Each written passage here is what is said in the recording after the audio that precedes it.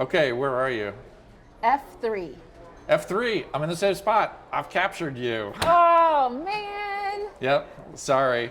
But, this game was the same as what was actually happening, where British ships, the one I've been playing, were in fact capturing and seizing American merchant ships all across the Atlantic. Yeah, so this game has really taught me that, even 30 years after the American Revolution, when we thought we had, one and done with the British here, they're still harassing our ships at sea and giving us trouble. Oh yeah, it continued to be a huge problem, and that's essentially what led a lot to the War of 1812. Two issues, in fact. One was that America wanted to trade neutrally and be able to trade with a wide variety of countries, but Britain wasn't particularly amenable to that. And then the other issue was that they were pressing American sailors to serve in the British Navy. They were basically kidnapping Americans off of American ships and making them serve on British Navy ships. Wow, and why was that the case? Well, they would argue that some of these were in fact British sailors who were trying to avoid having to serve in the British Navy by pretending they were American. But a lot of it was the sense that there was, nothing else they could do, and Britain had a huge navy that it needed to man because it was going back to war with France. Okay, and what are some of the things that were being traded across the ocean at this time? What were we trading?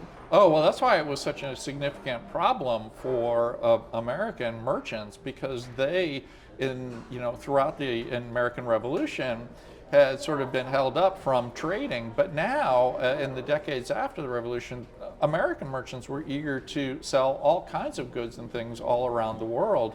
And it was preventing that. We were sending all kinds of supplies down to the Caribbean islands, provisions, foodstuffs, ironwork, livestock, things like that.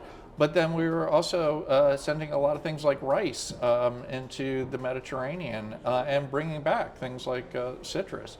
There was a huge portion of American trade that went all over the world, and particularly into the Mediterranean.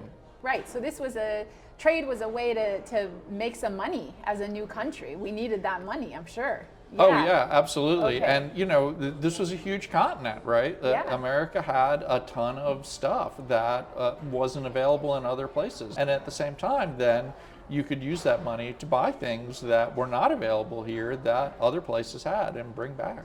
You were talking about this idea that, England didn't respect that we had won the war, so they're still not letting us breathe and grow as a new country.